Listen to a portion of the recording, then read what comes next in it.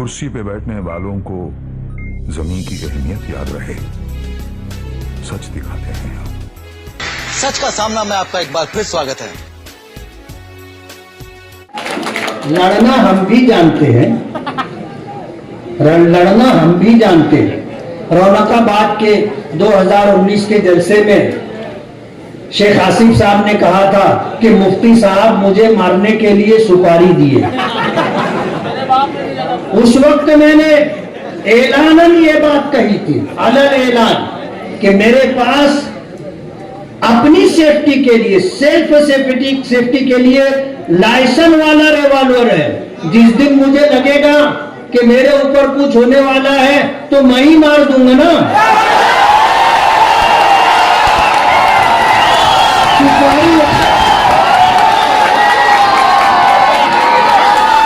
किसी को सुपारी देने की जरूरत नहीं है, सरकार ने मुझे मारने का हक दिया है। सेल्फ सेफ्टी के लिए मैं रिवॉल्वर इस्तेमाल कर सकता हूं। और एक बात और बता दूं, मेरा निशाना बहुत अच्छा है। आप पहले पूरी बात सुनिए, मेरा निशाना बहुत अच्छा है और टारगेट करके मैं लोगों को बता सकता हूं। कोई डर और खौफ की बात नहीं है। अल्हम्दुलिल्लाह रब्बिल आलमीन वस्सलातु वस्सलामु अला सय्यिदिल मुरसलीन ला इलाहा इल्ला अंता सुब्हानका इन्नी कुन्तु मिनज़ ज़ालिमीन ला हौला वला कुव्वता इल्ला बिल्लाहिल अलीय्यिल अज़ीम ला मल्जअ वला मंजअ मिनल्लाहि इल्ला इलैहि। आज के इस जलसे नुमा मीटिंग के सदर मोहतरम, महल्ले की मारूफ शख्सियत अब्दुल रशीद मुक़द्दम साहब, मेरे और हमारे सरपरस्त अलहाज यूनुस ईसा साहब, स्टेज पर तशरीफ़ फरमा उत्तर महाराष्ट्र ऑल इंडिया मजलिस इत्तेहादुल मुस्लिमीन के सदर डॉक्टर खालिद परवेज साहब, नासिक ज़िले मजलिस इत्तेहादुल मुस्लिमीन के सदर अब्दुल मालिक मेयर साहब, यूसुफ ईसा साहब, यूसुफ इलियास साहब, मक्की सेठ साहब, सोहेल मास्टर, जावेद अब्दुल सत्तार, साजिद अब्दुल रशीद कारपोरेटर, अल्ताफ धर्मवाला, शाह बिरादरी की नुमाइंदगी करने वाले अल्ताफ शाह और शकील शाह और उनके साथ आए हुए अहबाब अयाज हलचल, भूरे खान, राजू गाइड, सुभाष पहलवान और दीगर कारपोरेटर हजरात और हमारी पार्लियामेंट्री बोर्ड के तमाम मेंबरान। किसी शायर ने कहा है कि दुआ बहार की मांगी तो इतने फूल खिले, दुआ बहार की मांगी तो इतने फूल खिले, कहीं जगह न रही मेरे आशियाने।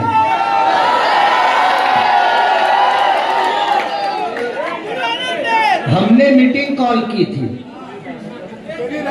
और इतना बड़ा मजमा जमा होगा हमने सोचा नहीं था। आपकी मोहब्बतों को सलाम, आपके खुलूस को सलाम, आपकी हमदर्दियों को सलाम। मैं तो अल्लाह रब्बुल आलमीन से ये दुआ करूँगा कि ये इनायत, ये नवाजिश लिख दे मेरे वास्ते, चंद कतरों पर कनात लिख दे मेरे वास्ते, और के हिस्सों में लिख दे लहलहाती खेतियां, बीज बोने की सआदत लिख दे मेरे वास्ते। आज की हमारी ये पहली मीटिंग है। साबिक मेयर अब्दुल मालिक साहब ने, डॉक्टर खालिद परवेज साहब ने, यूसुफ इलियास साहब ने आपको बता दिया कि हम गधों के साथ दौड़ना नहीं चाहते थे। हम इलेक्शन खड़ा नहीं करना चाहते थे, हम वक्त का इंतजार कर रहे थे। लेकिन झूठ इतनी शिद्दत से बोला जा रहा है और ये झूठ चलकर हमारे दरवाजे तक आ गया, तो मजबूरन हमें दरवाजे से बाहर निकलना पड़ा और शहर को ये बताने पर हम मजबूर हो गए कि सच क्या है और झूठ क्या है। इस वार्ड में आकर के वार्ड के लोगों को गुमराह करने की कोशिश की गई कि मुफ्ती साहब ने काम क्या किया। अरे अल्लाह का एहसान है, आज पूरे शहर में 15 जगहों पर हमारा काम चल रहा है और 20 करोड़ रुपए से ज्यादा काम अभी पेंडिंग है।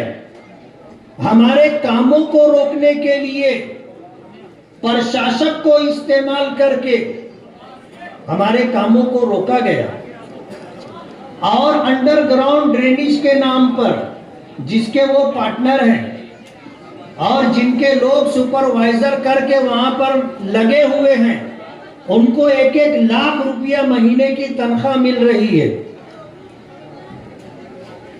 हमारे कामों को रोकने की कोशिश की गई, लेकिन कहते हैं ना, जिसे अल्लाह रखे उसे कौन चखे। आज पूरा शहर अपने चश्मे सर से देख रहा है कि जहां भी काम हो रहा है हमारा काम हो रहा है। 15 मकामात पर एक साथ काम चल रहे हैं और इस वार्ड के लोगों से पूछा गया कि आपके वार्ड में क्या काम हुआ। कारपोरेशन के खजाने को मौलाना अब्दुल हमीद नोमानी पुल के नाम से आपने चूना लगाया। 80 लाख और 1 करोड़ रुपए में वो पुल बनाया। इतनी बड़ी शख्सियत, इतना बुलंद नाम, जिसकी गूंज मालेगांव से लेकर दिल्ली तक थी, मरहूम हजरत मौलाना अब्दुल हमीद नोमानी रहमतुल्लाह अलैह के नाम से जिस पुल को मंसूब किया गया, जिसके नाम पर 1.5 करोड़ रुपया कारपोरेशन का लूटा गया, किस तरह का बना करके दिया गया है आपको पता है।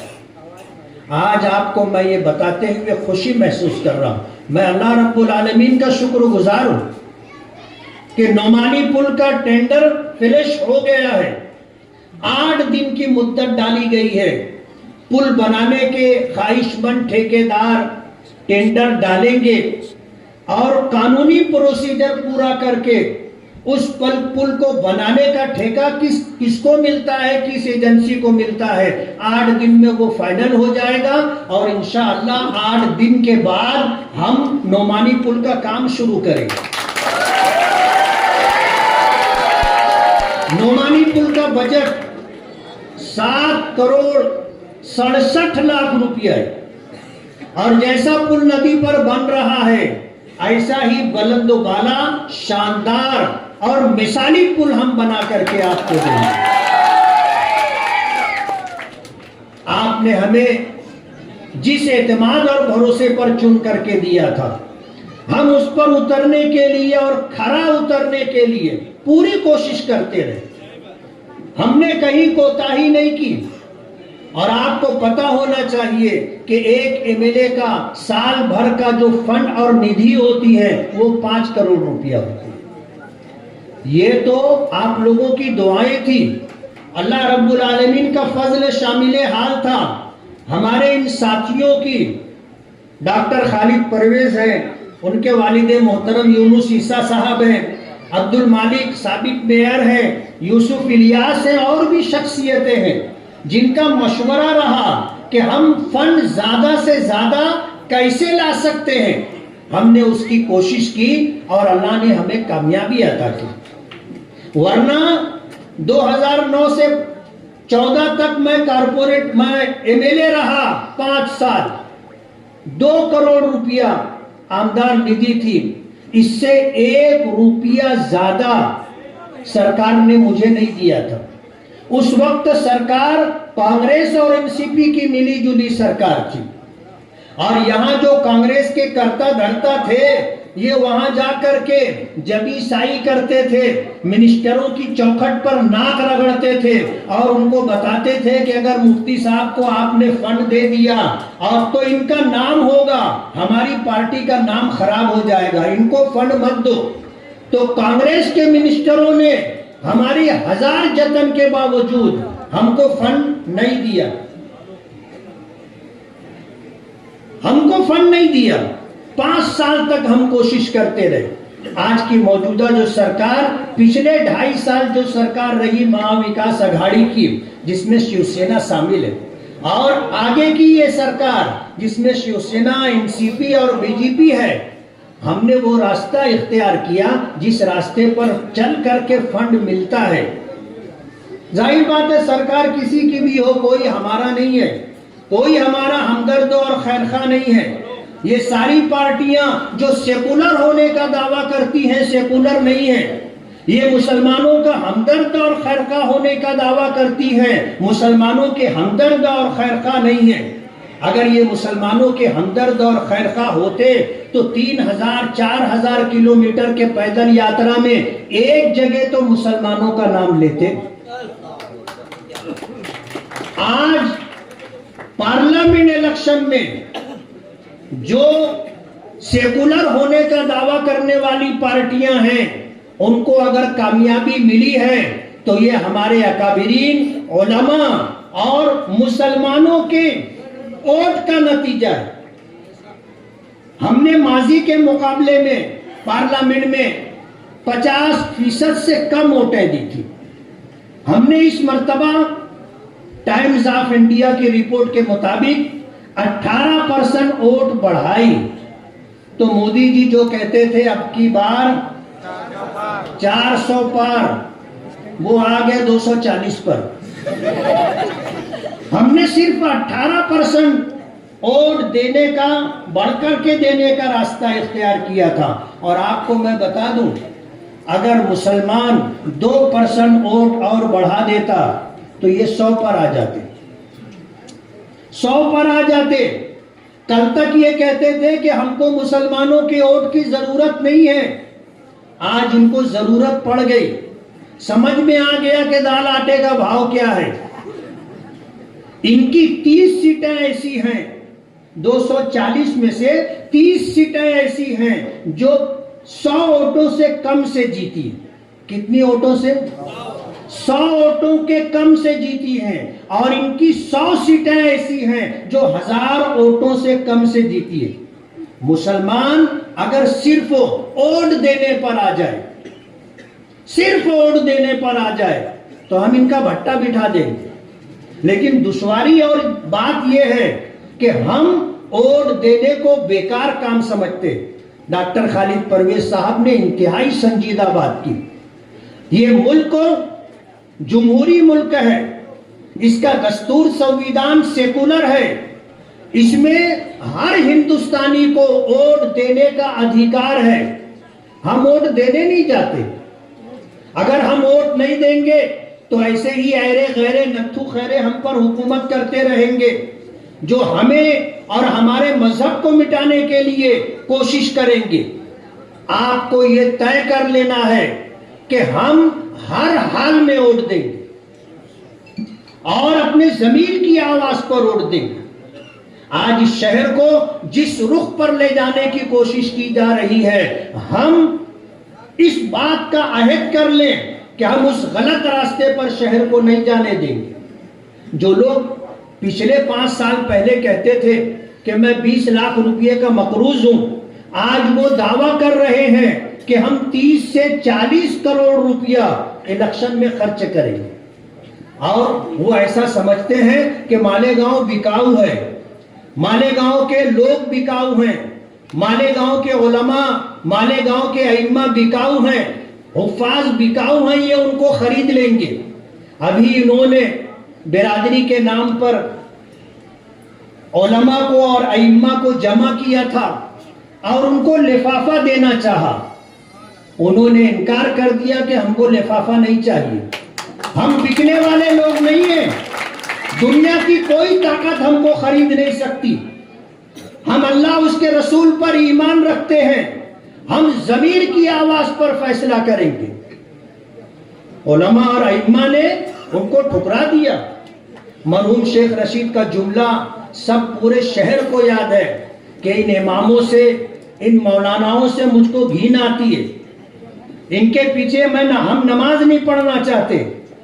शेख रशीद मरहूम का खानवादा इसी रास्ते पर चल रहा है। ये उलमा को, अइम्मा को बिकाऊ माल समझते और उनको खरीद करके शहर को एक गलत रुख पर ले जाना चाहते। आज मैं आपको ये बताना चाहता हूं कि पूरे शहर के अंदर जितना काम हमने किया है, एक काम के मुतालिक कोई शिकायत नहीं है। मैंने जिस वक्त सियासत में कदम रखा था, उस वक्त जो काम करने वाले बरसरे इख्तिदार ये और इनके आबा अजदाद थे, वो शहर में कैसी रोड बना रहे थे। मैंने बताया था, रोड बनती है, एक बारिश होती है, काजू बादाम निकलने लगता, काजू बादाम निकलने लग जाता।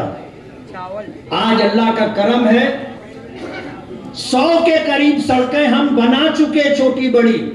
एक जगह भी काजू बादाम निकलना तो दूर की बात है, शक्ल भी नहीं बता रहा है ना।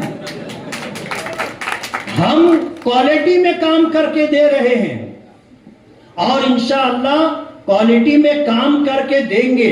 पूरा शहर देखेगा, पूरा शहर देखेगा। जो रोड हमने शुरू किया, आरसीसी बनाना, सीमेंट रोड बनाना, हमारी देखी देखा लोगों ने बनाना शुरू किया, लेकिन उनके बनाए हुए रोड रास्ते आप जाकर के देख सकते हैं।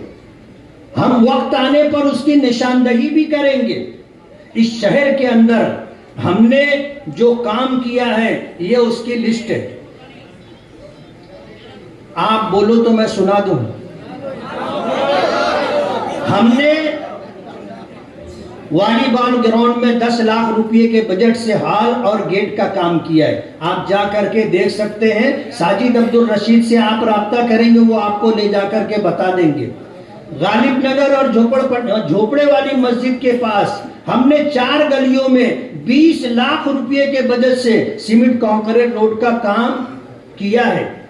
महल्ले के लोग इस बात के गवाह हैं। और इसके अलावा इस महल्ले से हट करके होने वाले जो काम है, जैसे यूनुस ईसा साहब, उनकी गली 25 लाख रुपए के बजट से बनेगी। याकूब उस्ताद अखाड़े वाली गली 25 लाख रुपए के बजट से बनेगी। नोमानी ब्रिज 5 करोड़ 76 लाख रुपए के बजट से बनेगा। चंदनपुरी गेट से मासूम शाह कुट्टी तक 3 करोड़ रुपए के बजट से सीमेंट कंक्रीट रोड बनेगा।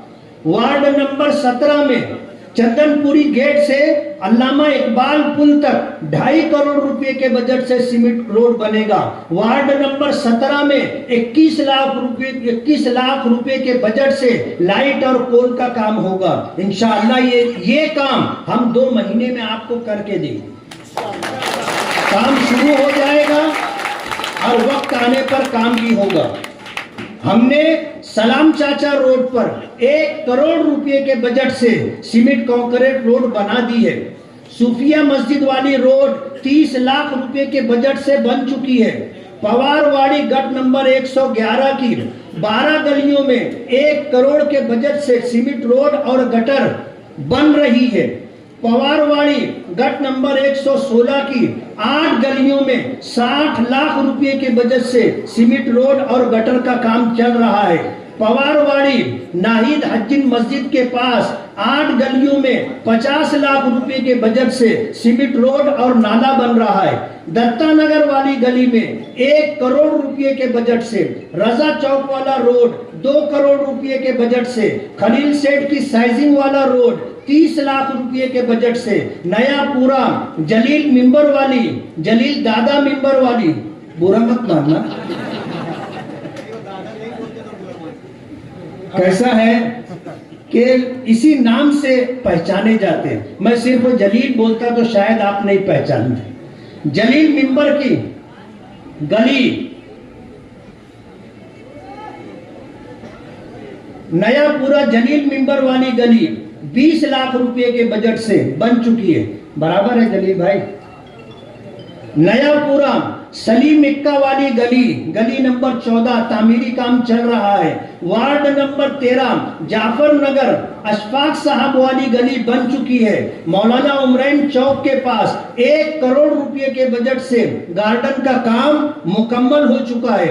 मालदा में गार्डन का काम 5 करोड़ रुपए के बजट से इंशाअल्लाह होगा, वर्क ऑर्डर वगैरह हो चुका है।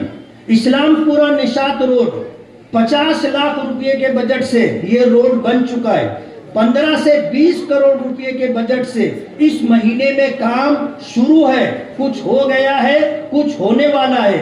हमने शहर में काम किया है और क्वालिटी में काम किया है और इंशाअल्लाह जो रोड हमने बनाया है 15-20 साल आपको उसको वहां रोड बनाने की जरूरत नहीं पड़ेगी। इस शहर को जिस रुख पर ये ले जाना चाहते हैं हमारे तमाम साथियों ने उसकी निशानदही की है। ये शहर को तबाह और बर्बाद करना चाहते हैं। जिनके पास पैसे नहीं थे इलेक्शन लड़ने के वक्त तो 20 लाख रुपए का अपने आप को मकरूज बता रहे थे, आज उनके पास 30 से 40 करोड़ रुपया कहां से आया? क्या धंधा करते हैं वो, क्या कारोबार करते हैं? पिछले दिनों आपने सुना था खालिद हाजी ने ऐलान किया था नशा मुक्त मालेगांव। क्या ऐलान किया था? नशा मुक्त मालेगांव। और नशा मुक्त हो जाता उस वक्त अलग अलग मकामात पर प्रोग्राम करके नशे का धंधा करने वाले लोगों पर प्रेशर बनाया जा रहा था, उनको धौंस और धमकी दी जा रही थी, उनके घरों में घुस करके उनका हाथ पैर तोड़ दिया जाएगा, ऐसा वार्ड नंबर 7 में उन्होंने ऐलान किया था। लेकिन कानूनी तौर पर कुछ नहीं किया, कहीं एक लेटर नहीं दिया, कहीं कंप्लेन नहीं की। जब ये सब लोग प्रेशर में आ गए तो खालिद हाजी साहब उनके पार्टनर बन गए, और मुस्तकिल पैसा जमा किया जा रहा है। मैं आपसे कहना चाहूंगा अब्दुल मालिक साबिक मेयर ने जो ऐलान किया है कि इनका धंधा तो हम बंद करेंगे, लेकिन इसके लिए हमें आपका साथ चाहिए। आपके इल्म में अगर आए, आपको पता चले कि कौन कुत्ता गोली बेचता है, कौन एमडी बेचता है, कौन गांजे का कारोबार कर रहा है, कौन नशा और चीजें बैरून शहर से ला करके मालेगांव में सप्लाई करता है, कौन होलसेलर है और कौन रिटेल में ये काम करता है, अगर आपको पता चले, आपकी शरई और समाजी जिम्मेदारी है, आप हमसे राब्ता करें, उनको अंजाम तक पहुंचाने का काम हम करेंगे। आने वाले थोड़े दिनों में आप सुनोगे कि ये जो धंधा कर रहे हैं और जो इनके पार्टनर बने हैं, इंशाअल्लाह थोड़े दिनों में ये अंदर रहेंगे। हमने हाउस में इनके खिलाफ आवाज उठाई और मालेगांव छोड़ दीजिए, मालेगांव में डिपार्टमेंट में ऐसी काली भेड़ है जो इनसे हफ्ता लेती है, और हफ्ता लेने की वजह से इनके खिलाफ जब ईमानदार ऑफिसरान कार्रवाई करना चाहते हैं तो ये उनको खबर कर देते, उनको बता देते। लेकिन मैं उन काली भेड़ों से ये कहना चाहता हूं कि आज इस शहर में ईमानदार ऑफिसरान मौजूद हैं, हमारे जिले में ईमानदार ऑफिसरान मौजूद हैं, महाराष्ट्र के अंदर ईमानदार एजेंसियां मौजूद हैं। ये इनके तमाम कॉन्टेक्ट निकाल रहे हैं और उनको मिल भी रहे हैं। डॉक्टर खालिद परवेज साहब ने इशारे में ये बात कही कि उनकी कॉल रिकॉर्डिंग है, क्रॉस रिकॉर्डिंग कर दी गई है, और कहते हैं कानून का हाथ बहुत लंबा होता है। गुनहगार ऐसा समझता है कि कोई मुझे देख नहीं रहा है, लेकिन बहुत पहले हमारे बड़ों ने ये बात कही है कि दीवारों को कान होता है, बराबर है। उसमें एक जुमला मैं आगे बोलता हूं, दीवारों को आंख भी होती। तुम्हारे सारे कारनामे आज डिपार्टमेंट के सामने है और इंशाअल्लाह ज्यादा दिन नहीं लगेगा। मैं तो आपको ये खुशखबरी दूंगा, इलेक्शन होने से पहले इनके घर के 2 जिम्मेदार अंदर होंगे। लड़ना हम भी जानते हैं, लड़ना हम भी जानते हैं। रौनकाबाद के 2019 के जलसे में शेख आसिफ साहब ने कहा था कि मुफ्ती साहब मुझे मारने के लिए सुपारी दिए। उस वक्त मैंने ऐलानन ये बात कही थी, अलग ऐलान, कि मेरे पास अपनी सेफ्टी के लिए, सेल्फ सेफ्टी के लिए लाइसेंस वाला रिवॉल्वर है। जिस दिन मुझे लगेगा कि मेरे ऊपर कुछ होने वाला है तो मैं ही मार दूंगा ना।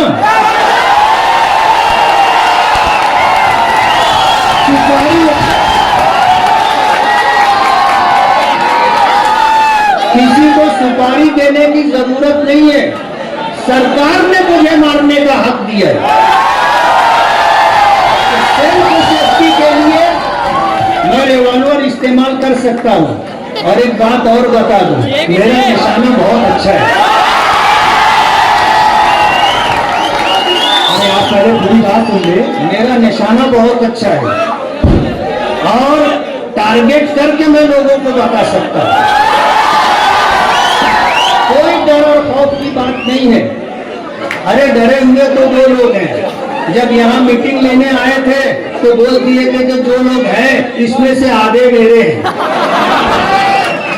और आज मुझे कुछ लोगों ने बताया कि कुसुम्बा रोड पर जो मजदूर लूम चला रहे थे उनको बोलो लूम बंद करो, हमसे 300 रुपया लो और मीटिंग में चलो।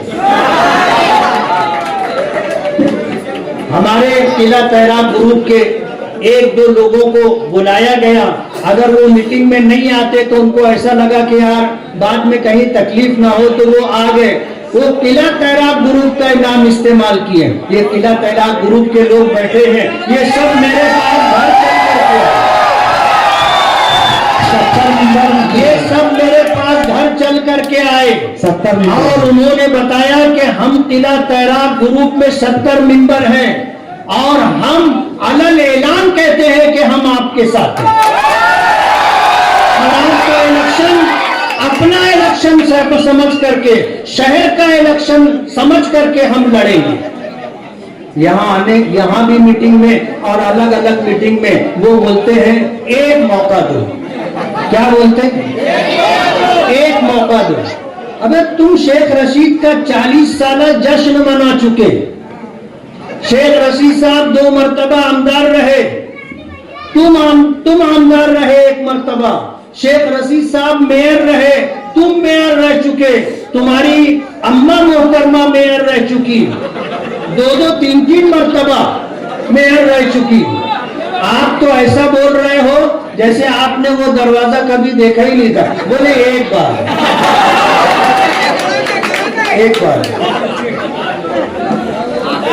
सारी दौलत तो वहीं से लूट करके आप लाए।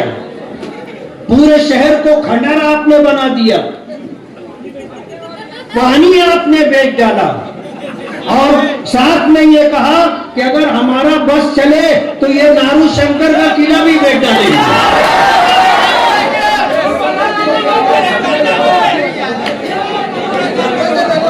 ये नारू शंकर का किला भी बेच डालेंगे।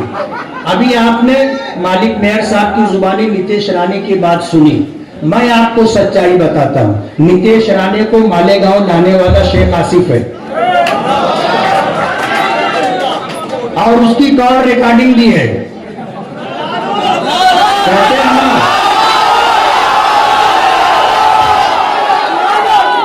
अपनी सियासी रोटी सेकने के लिए ये इस हद तक चले गए। वो 1.5 फीट के बटलर को मालेगांव लेके आ गए और वो आके कहता है ये पूरी किला झुपड़पट्टी उखाड़ के फेंक दूंगा, बुलडोजर लेकर के आऊंगा, सबको मिटा करके खत्म कर दूंगा। हमको आकर के कहना पड़ा कि तेरी और तेरे बाप की हिम्मत हो तो आके बता। बुलडोजर के सामने हम खड़े रहेंगे। उसकी हिम्मत नहीं है मालेगांव आने की। उसको इन्होंने सपोर्ट किया था और उनको मालेगांव लाने के लिए पूरी प्रोग्रामिंग हुई थी। लेकिन कहते हैं ना कि माजी आदमी का पीछा नहीं छोड़ता। और अब मुसीबत ये हो गई है कि जिसको फोन करो तो उसकी कॉल रिकॉर्डिंग चालू रहती है। अब बहुत सोच समझ के बात करनी पड़ती है कि ये अपना है या पराया है, और कॉल रिकॉर्ड हो रही है, कल हमारी इसकी बात कहीं वायरल ना हो। तो पूरे शहर को खंडर बनाने के जिम्मेदार ये हैं। मैं आपको बताना चाहता हूं, रोड गटर बनाना आमदार का काम नहीं है, रोड गटर बनाना पार्लियामेंट मेंबर का काम नहीं है, ये कारपोरेशन का काम है, म्यूनिसिपैलिटी का काम है। हमारे अलहाज मरहूम शब्बीर अहमद साहब जब यहाँ सदर बल्दिया थे, उन्होंने उस जमाने में जो सीमेंट रोड बनाई है आज तक उसका बदल नहीं, और काजू बादाम आज तक निकला नहीं। वहां पर खुदाई करने के लिए मजदूर की हिम्मत खत्म हो जाती, वो रोड तोड़ नहीं पाते। काश एक आध रोड तो तुम ऐसा बना देते कि बाद में आने वाले कम से कम तुम्हारा नाम तो लेते कि उन्होंने ऐसा बनाया। ये 25 साल इख्तियार पर रहे कारपोरेशन।